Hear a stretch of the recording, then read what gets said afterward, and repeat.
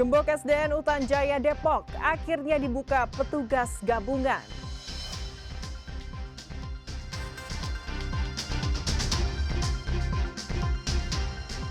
Komunitas pecinta lingkungan di Sukabumi siap tampung sampah dan ditukar dengan kebutuhan rumah tangga. Ratusan calon jamaah haji asal Kabupaten Majalengka diberangkatkan ke Tanah Suci melalui Bandara Kertajati.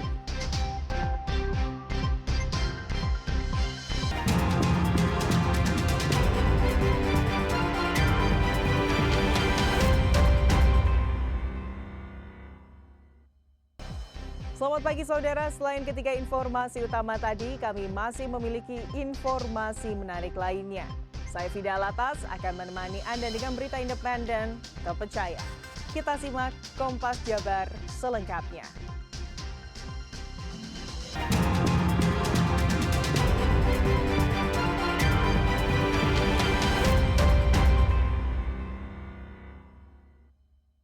Saudara, gembok yang dipasang ahli waris di SDN Utan Jaya Depok dibongkar paksa petugas gabungan dan Satpol PP serta Polres Metro Depok.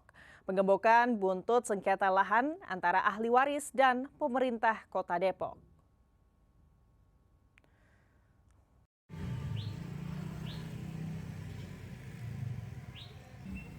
SDN Utan Jaya Cipayung digembok di kedua gerbang oleh ahli waris yang mengaku sebagai pemilik lahan SD Utan Kayu Cipayung, Depok.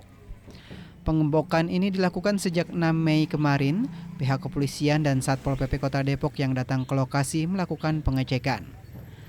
Penggembokan dilakukan ahli waris yang menuntut haknya lantaran belum adanya titik temu terhadap sengketa kepemilikan lahan bangunan sekolah. Sementara ahli waris Muhtar menjelaskan awal mulanya tanah tersebut milik orang tuanya dan dibangun sekolah MI. Wilayah yang saat itu masih masuk dalam Kabupaten Bogor dijanjikan akan dibangun sekolah negeri dengan iming-iming anggota keluarga pemilik lahan akan dijadikan PNS. Namun sejak tahun 1990 tidak ada realisasi dari pemerintah daerah hingga pada tahun 1995 SD milik keluarga diganti nama menjadi SDN Utan Jaya. Surat jadi satu dengan rumah saya. Seluruhnya atas daripada yang mengaku guru-guru tersebut waktu itu masuk Kabupaten Bogor. Ternyata mereka yang dijadikan PNS pegawai itu anak-anak kandung daripada guru-guru mereka. Dan di samping itu pula ditegur lagi oleh orang tua kami, ya sudah katanya. Nanti Pak Haji, nah, sebelum nanti diganti rugi saja atau dibayar tanahnya, nanti setiap tahun ya akan disewa. Akibat penggembokan yang dilakukan, ratusan siswa yang bersekolah tidak bisa mengikuti aktivitas belajar mengajar. Jelaskan ini digemboknya sejak kapan sih? Sebenarnya kemarin udah masuk sekolah, masih masuk sekolah. Cuman baru hari ini mulai nggak sekolah, belajar di rumah baru hari ini. Disuruh libur atau gimana? Disuruh BDR dari rumah gitu, belajarnya dari rumah. Ya, Bu? Belum. Anak saya kan di sini 2, kelas 5 sama kelas 4.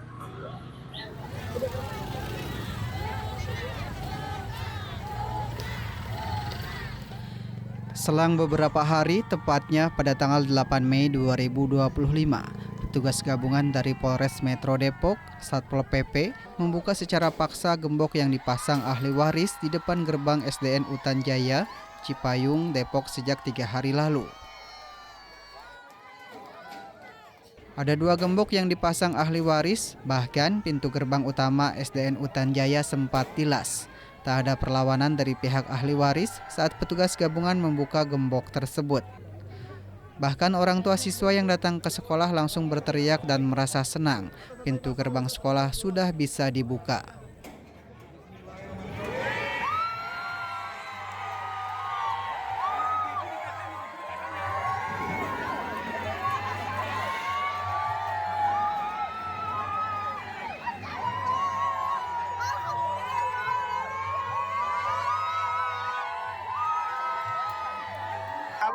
dibuka nih ya Pak, saat dibuka semoga nggak ditutup lagi ya Pak. Kasihan anak-anak Pak yang mau sekolah. Udah dibuka, terus ditutup lagi, itu gimana Pak? Selama ini gimana?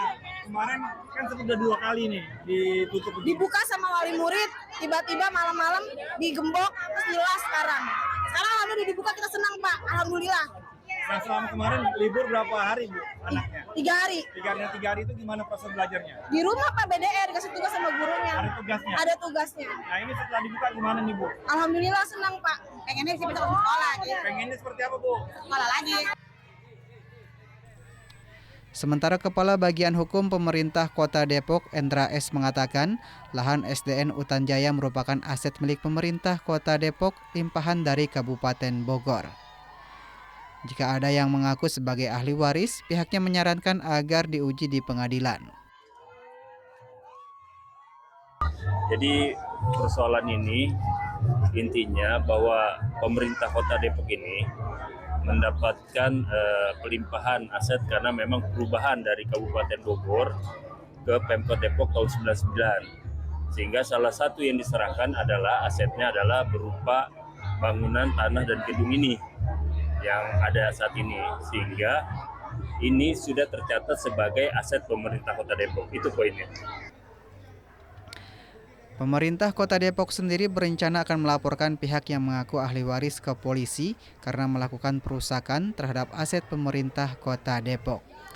Hidayatul Mulyadi, Kompas TV, Depok, Jawa Barat. Berarti besok masuk lagi dong? Sementara itu, Saudara, pemohon pembuat kartu tanda pencari kerja di kantor Dinas Tenaga Kerja dan Transmigrasi Kabupaten Garut membludak di tengah gelombang PHK. Dalam sehari, rata-rata mencapai 300 orang pemohon yang didominasi lulusan SMK sederajat, terutama yang baru tamat sekolah.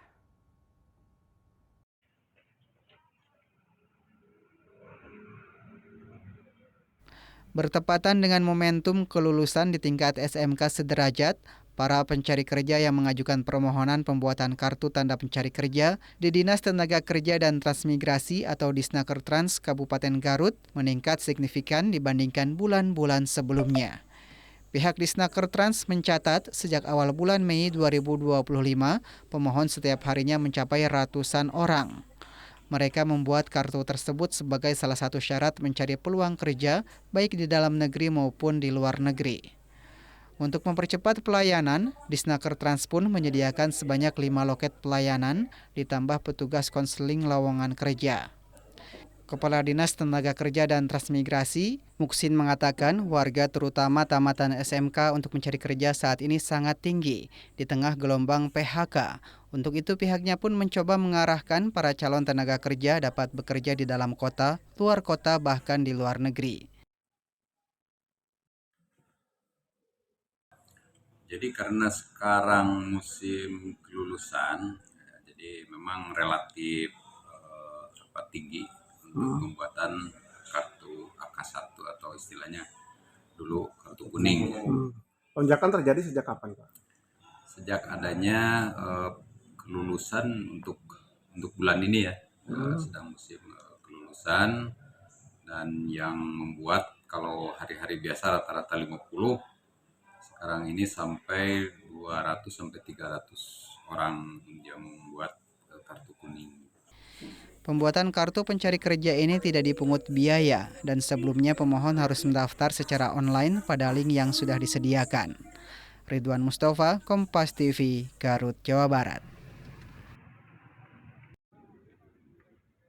Seekor ular piton dengan panjang sekitar 7 meter dan berat 60 kg berhasil ditangkap warga Kabupaten Cirebon setelah memangsa sekitar 70 ekor unggas dan ternak warga.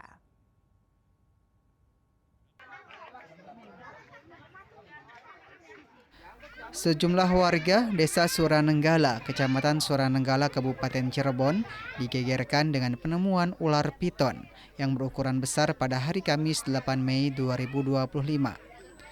Ular jenis piton dengan perkiraan panjang sekitar 5 hingga 7 meter ini sontak menjadi perhatian warga. Rasidin, Kepala Desa Suranenggala, menyebut penemuan ini saat warga yang hendak membawa ayam kaget melihat ular besar dan panjang berada di tepi kolam.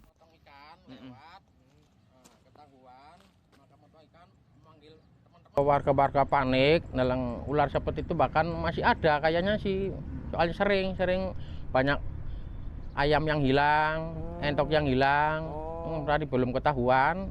Setiap sore di sini ada penembak juga sih. Tapi yang ketembak itu ada menyawak. Kalau ular nggak bisa ketembak. Kira-kira itu hewan ternak itu berapa Pak yang sudah habis hilang atau? Yang habis itu banyak Pak, ada di peternak di sini aja setiap minggu hilang lagi. Nyampe puluhan Pak? Nyampe puluhan, bahkan sampai hampir 70 ekor yang hilang. Berdasarkan laporan warga, ada sebanyak 70 ekor unggas jenis ayam, bebek, dan entok yang sudah hilang dan mati diduga ulah ular ini. Bahkan warga menduga masih ada ular lainnya yang belum ditangkap. Muhammad Sahir Ramdan, Kompas TV, Cirebon, Jawa Barat.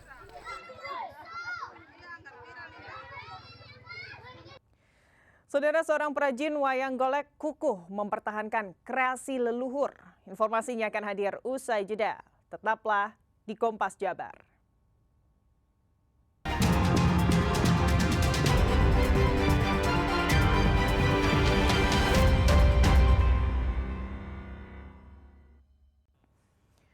Saudara, kampanye peningkatan kesadaran lingkungan, komunitas pecinta lingkungan Warrior Mentari mengajak masyarakat untuk mengumpulkan sampah ditukar dengan kebutuhan rumah tangga.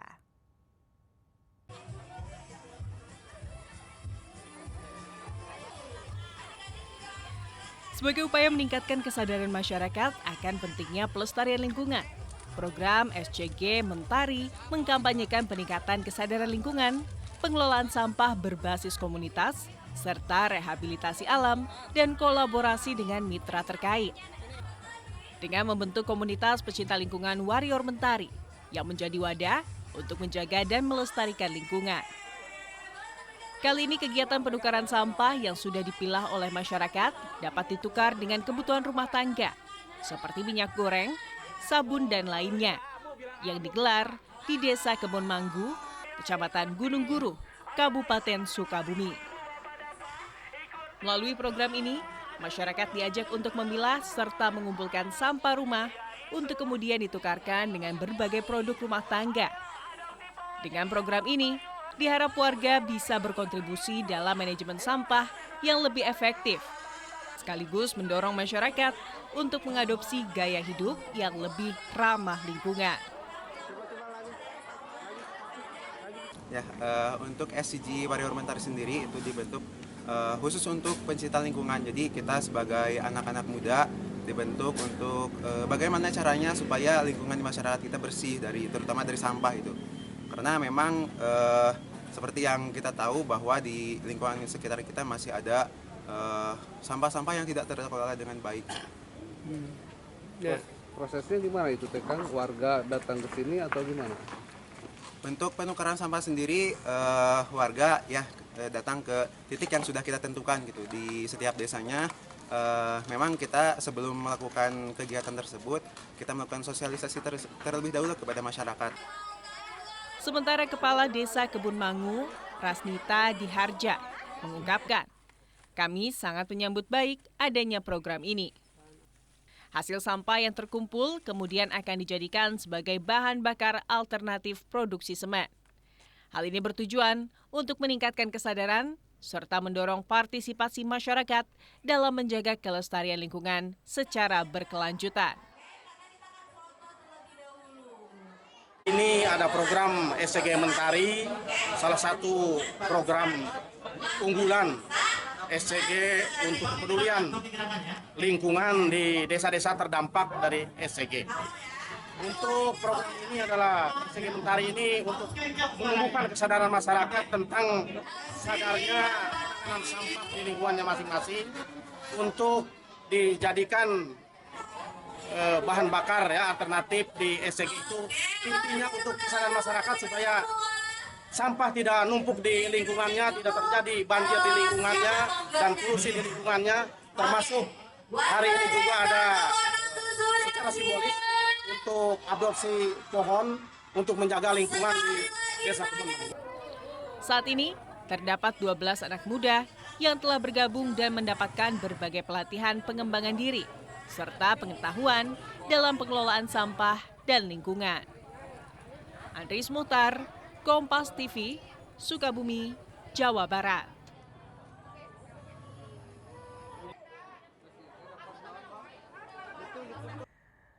Di tengah gempuran budaya dan industri kreatif modern, seorang perajin wayang golek kukuh mempertahankan kreasi leluhur. Agar bisa bertahan, sejumlah inovasi dilakukan dalam ukuran produk maupun jenisnya.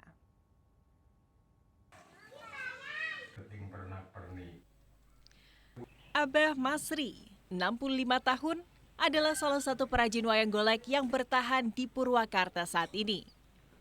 Di usia senjanya, ia masih semangat dan setia berkarya, membuat karya pahat wayang golek. Dibantu istri dan anaknya, Abah Masri terus bertahan di tengah persaingan industri kreatif dan kurangnya modal untuk pengembangan kerajinan tradisional wayang golek.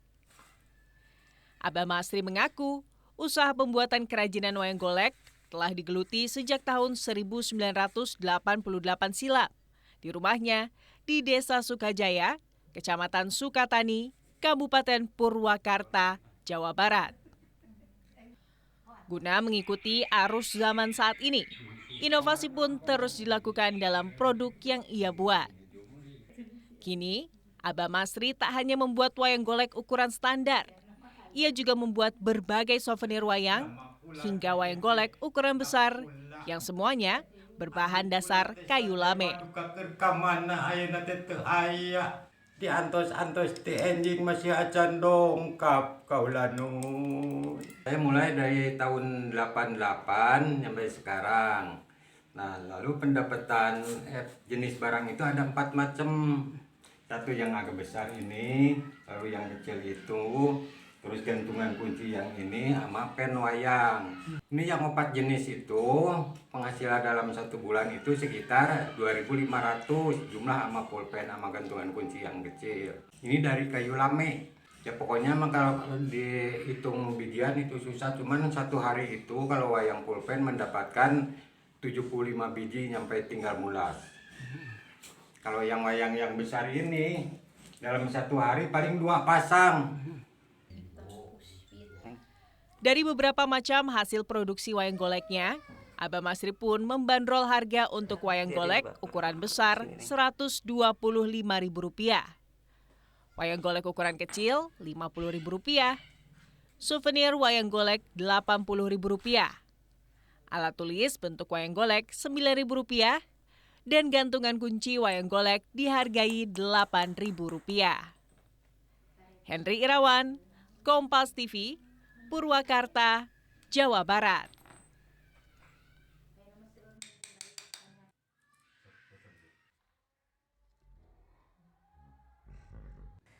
Saudara, seorang calon jamaah haji asal Indramayu gagal berangkat lantaran sakit.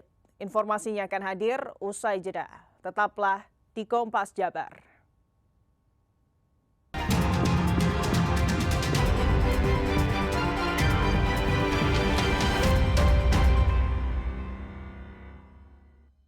لبيك اللهم لبيك لبيك لا شريك لك لبيك إن الحمد والنعمة لك والملك لا شريك لك. Ratusan calon jamaah haji asal Kabupaten Majalengka diberangkatkan ke Tanah Suci melalui Bandara Kertajati Kamis pekan kemarin. Namun calon jamaah haji asal Majalengka keluhkan jauhnya jarak antara embarkasi haji dengan bandara.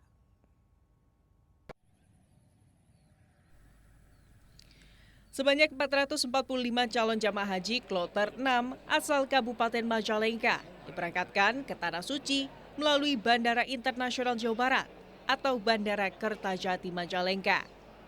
Namun, seorang calon jamaah haji keluhkan jauhnya jarak antara embarkasi haji dengan Bandara Internasional Kertajati. Menurutnya, untuk pelayanan haji tahun ini cukup baik, Meski begitu, jauhnya jarak antara embarkasi dengan bandara membuat bolak-balik sebelum berangkat ke Tanah Suci Arab Saudi. Alhamdulillah pelayan baik ya, makan terjadwal, snack makan itu bagus. Cuman soal jarak mungkin. Jarak aja. Ada harapan nggak untuk asrama haji biar lebih dekat gitu, Pak? Harapan sih ada, harapan ada ya, karena kita mubazir dulu kalau orang Majalengka ya, kalau pulang pergi ke sana. Biar menghemat waktu. Ya, kalau lebih nyaman, barangkali orang penduduk Majalengka ya di sini. Dengan adanya keluhan calon jamaah haji perihal embarkasi soal jarak yang jauh dan harus bolak-balik, Bupati berharap adanya pembangunan tempat penginapan untuk calon jamaah haji yang dekat dengan bandara ini.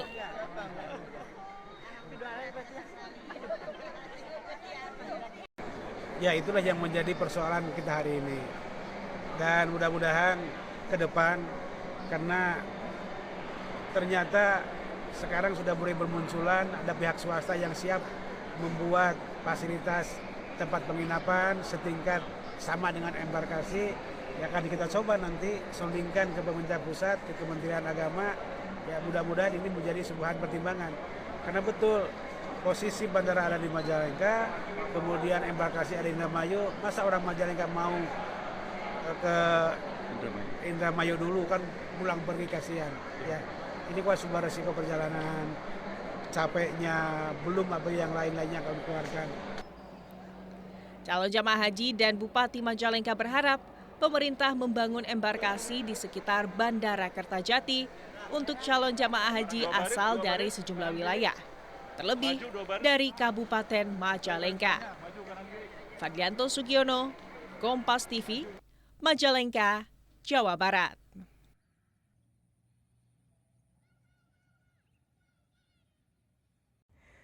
Saudara, seorang calon jamaah haji asal Indramayu gagal berangkat ke Tanah Suci lantaran kondisinya sakit dan mengalami demensia. Calon jamaah haji atau CJH Marpuah asal Desa Santing, Kecamatan Losarang, Kabupaten Indramayu ini terpaksa gagal berangkat haji ke Tanah Suci. Pasalnya, kondisinya sakit dan mengalami demensia atau pikun, di mana kondisi secara medis yang bersangkutan mengalami penurunan kemampuan berpikir dan mengingat, serta biasanya memburuk secara progresif. Menurut Kepala Kemenak, hasil pemeriksaan tim kesehatan menyatakan kondisi calon jamaah haji asal Desa Santing mengalami demensia dan kondisinya sakit. Tidak berangkat jamaah haji itu adalah salah satunya ketentuan ada istitoah. Istitoah kesehatan itu yang paling berhak, yang paling berwenang adalah dari dokter. Kemarin jamaah tiba di embarkasi, kemudian diperiksa dokter bahwa satu jamaah dari Indramayu itu sudah kategori demensia yang dikategori tidak istitoah untuk berangkat jamaah haji. Dengan gagal keberangkatan calon jamaah haji tersebut, bisa digantikan oleh keluarga dari calon jamaah haji tersebut untuk berangkat haji ke Tanah Suci. Fadlianto Sugiono, Kompas TV, Indramayu, Jawa Barat. لبيك اللهم لبيك لبيك لا شريك لك لبيك إن الحمد والنعمة لك والملك لا شريك لك. Saudara, dengan berakhir informasi tadi sekaligus mengakhiri Kompas Jabar episode hari ini. Saya Fida Latas beserta kru yang bertugas mengucapkan terima kasih dan sampai jumpa.